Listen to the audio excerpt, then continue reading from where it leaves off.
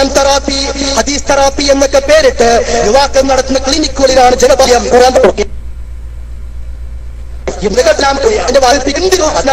കൊണ്ടുവരികയാണ്.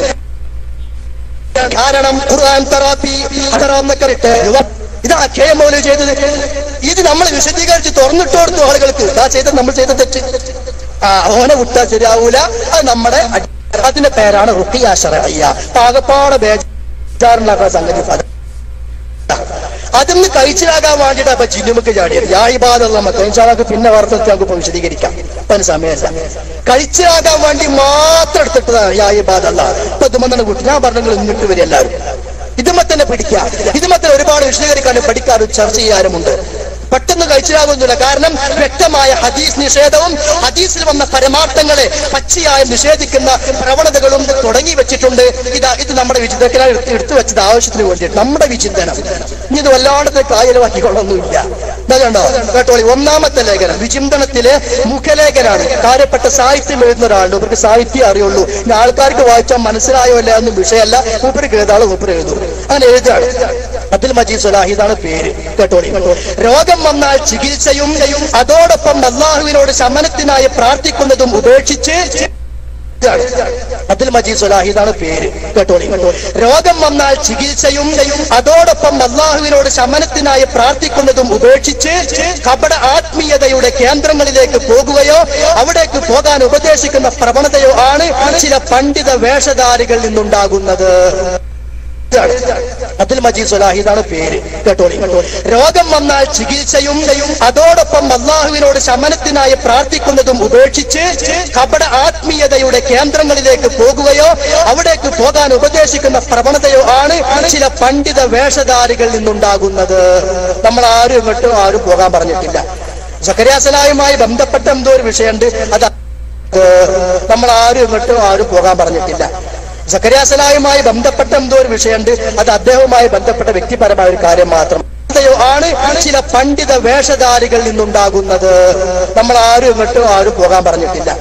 സക്കറിയ സലാഹുമായി ബന്ധപ്പെട്ട എന്തോ ഒരു വിഷയമുണ്ട്. അത് അദ്ദേഹവുമായി ബന്ധപ്പെട്ട വ്യക്തിപരമായ ഒരു കാര്യം മാത്രം. എല്ലാവരും അങ്ങോട്ട് പോയിക്കോളും ഇങ്ങോട്ട് പോയിക്കോളും. അപ്പൊ കഴിഞ്ഞ ആഴ്ച പിന്നെ കാഞ്ഞങ്ങാട് എന്റെ വാപ്പ അബ്ദുൽ സംസാരിക്കാൻ പോലും വയ്യാണ്ടിരിക്കുന്നത്.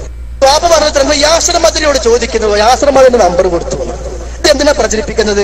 സക്കറിയ സലാഹി അങ്ങോട്ട് പറഞ്ഞയച്ചു, ഇയാൾ ഇങ്ങോട്ട് പറഞ്ഞയച്ചു. 4 വെടി ഇങ്ങനെ വിട്ടു കഴിഞ്ഞാൽ ഇതൊന്നും പരന്നോളും കേരളത്തിൽ. അപ്പൊ ഈ പറഞ്ഞയക്കുന്ന ഏർപ്പാട് എല്ലാവർക്കും ഉണ്ടെന്ന് പ്രചരിപ്പിക്കാനാണ്.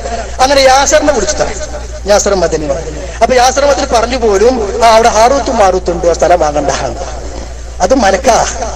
ഹാറൂത്തും മാറൂത്തും ജിന്നു ചെയ്താറൊന്നല്ല.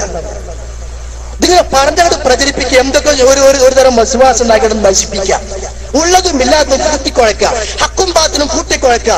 ജൂതന്മാരോട് അല്ല ചോദിച്ച ചോദ്യം നമുക്ക് ചോദിക്കാനുള്ളൂ. അറിഞ്ഞുകൊണ്ട് സത്യം മനസ്സിലാക്കിക്കൊണ്ട് എന്തിനാ സത്യത്തെ അസത്യം കൊണ്ട് മൂടുന്നത്? ആ ചോദ്യം വല്ല സത്യത്തെ അസത്യം കൊണ്ട് മൂടുന്നത്. ആ ചോദ്യം വല്ല ജൂതന്മാർ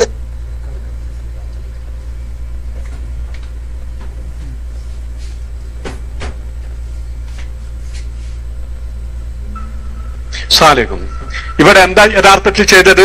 സത്യത്തെ അസത്യം കൊണ്ട് മൂടിയോ?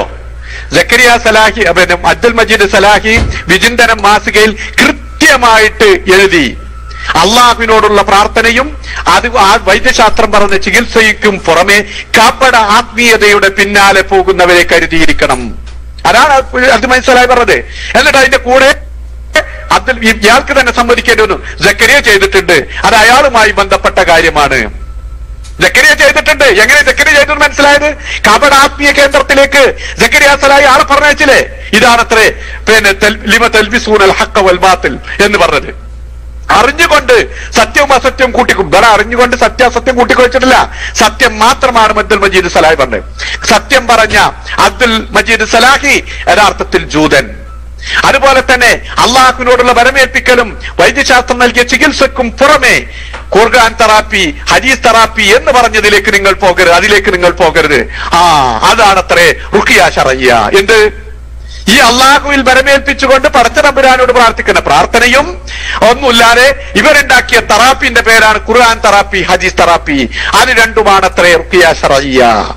ഇതന്നെയാണ് നമ്മളും ഇവരും തമ്മിൽ 2011 സെമിനാറിൽ പറഞ്ഞ പ്രസംഗത്തിന്റെ ഭാഗമാണ് നിങ്ങൾ കേട്ടത്. ഹദീസ് സെമിനാറിൽ ഞാൻ പ്രസംഗിച്ചാണ്. അന്ന് ജിന്നുവാരങ്ങളിലേക്ക് ജനങ്ങളെ കൊണ്ടുപോകാൻ വേണ്ടി ഇവർ ഇസ്ലാഹി പ്രസ്ഥാനത്തെ കുരുതി കൊടുക്കാൻ ഇസ്ലാഹി പ്രസ്ഥാനത്തിന്റെ പണ്ഡിതന്മാരെ യഥാർത്ഥത്തിൽ തെറ്റിദ്ധരിപ്പിക്കാൻ, പ്രവർത്തകന്മാരെ തെറ്റിദ്ധരിപ്പിക്കാൻ പണ്ഡിതന്മാർക്കെതിരിൽ ഇവർ ആഞ്ഞടിക്കുകയായിരുന്നു. ഇതിൽപ്പെട്ട് ഒരുപാട് പാവങ്ങൾ യഥാർത്ഥത്തിൽ എന്ത് ചെയ്തു?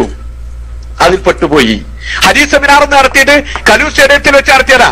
ഇതേ പദം ഇയാള് ഈ വിചിന്തനം മാസിക എടുത്തിട്ട് ഇയാള് തിരുവനന്തപുരം ഹദീസ് സെമിനാറിൽ ഇയാൾ വായിക്കുന്നുണ്ട്. പക്ഷെ അതിലെന്ത് പറയുന്നില്ല, അയാൾ സക്കരിയ സലാഹിന്റെ കാര്യം മൂടി വെച്ചു. ആർക്ക് മനസ്സിലായി? സക്കരിയ സലാഹിന്റെ കാര്യം മൂടി വെച്ചിട്ട് പറഞ്ഞു, ആരാണ് നമ്മളുടെ കൂട്ടത്തിൽ ജിന്നുകളിലേക്ക്, ജിന്ന് ഇത്തരത്തിൽ ആത്മീയ കേന്ദ്രത്തിലേക്ക് പറഞ്ഞയക്കുന്നത് എന്ന് അവിടെ അദ്ദേഹം പറഞ്ഞു. ഇവിടെ അള്ളാഹു അദ്ദേഹത്തിന്റെ വായിൽ നിന്ന് തന്നെ ഈ പദം അദ്ദേഹത്തെ കൊണ്ട് പറയിപ്പിച്ചു. ഇവിടെ കാരണം അള്ളാഹുവിനറിയാം ഇത് ഒരു കാലത്ത് ഈ ജനങ്ങളെ സത്യം പറയുന്ന ഈ പ്രസ്ഥാനത്തെ താറടിച്ചു കാണിക്കുകയും കളവ് പറയുകയും ജൂതൻ എന്ന് പറഞ്ഞ് പണ്ഡിതന്മാരെ അപകീർത്തിപ്പെടുത്തുകയും ചെയ്യുന്ന ഇവരുടെ യഥാർത്ഥത്തിലുള്ള നിറം ജനങ്ങൾക്ക് അവരുടെ വായിൽ തന്നെ അള്ളാഹു കൊണ്ട് വരുത്തി. എന്താ? സക്കരിയ സലാഹുമായി ബന്ധപ്പെട്ട ചില വിഷയമുണ്ട്, അത് അയാൾക്ക് മാത്രമാണ്. സക്കരിയ സലാഹുമായി ബന്ധപ്പെട്ട വിഷയം ഉണ്ടായതുകൊണ്ടാണ് സംഘടന അദ്ദേഹത്തെ നടപടിയെടുത്തത്. ആ നടപടിയെടുത്തത് തെറ്റായിരുന്നു എന്നാണ് നിങ്ങൾ പറഞ്ഞത്. ആ നടപടിയെടുത്തത് തെറ്റാണെന്ന് പറഞ്ഞ ആളുകളാണ്. എന്നിട്ടാണത്രേ ഇവർ പറയുന്ന ഖുർആനും അതുപോലെ തന്നെ ഹദീസിലും വന്ന പ്രാർത്ഥനകൾക്ക് പുറമെ അത് അംഗീകരിച്ചുകൊണ്ടും അതുപോലെ തന്നെ ആധുനിക ചികിത്സാ രീതികൾ സ്വീകരിച്ചുകൊണ്ടും അതുകൊണ്ട് നിർത്തിയാൽ പോരാ, പിന്നെന്ത് ചെയ്യണം? ഈ ഹദീസൊന്നും ഈ ഖുർആനും വിട്ടിട്ട് അത് കൂടാതെ ചില ഖുർആൻ തെറാപ്പിയും ചില ഹദീസ് തെറാപ്പിയും ഉണ്ട്. അല്ലെങ്കിൽ വേണ്ടതെന്താ? ഇവർ തെളിയിക്കാണ് വേണ്ടത്. അല്ലെങ്കിൽ ഇവർ തെളിയിക്കണം ഹിഫ്സുർ റഹ്മാൻ ചെയ്തത് യഥാർത്ഥത്തിലുള്ള ഖുർആനിലും സുന്നത്തിലും പറഞ്ഞതാണ്. അതുപോലെ തന്നെ സക്കരിയ സലാഹി ചെയ്തത്, അല്ലെങ്കിൽ സക്കരിയ സലാഹി ഇസ്ലാഹി മാസികയിൽ എഴുതിയത് അത് ഖുർആന്റെ ഹദീസിന്റെ അടിസ്ഥാനത്തിൽ അത് പ്രമാണങ്ങളുടെ പിൻബലമുണ്ട് എന്ന് തെളിയിക്കുകയാണ് ഇവർ ചെയ്യേണ്ടിയിരുന്നത്.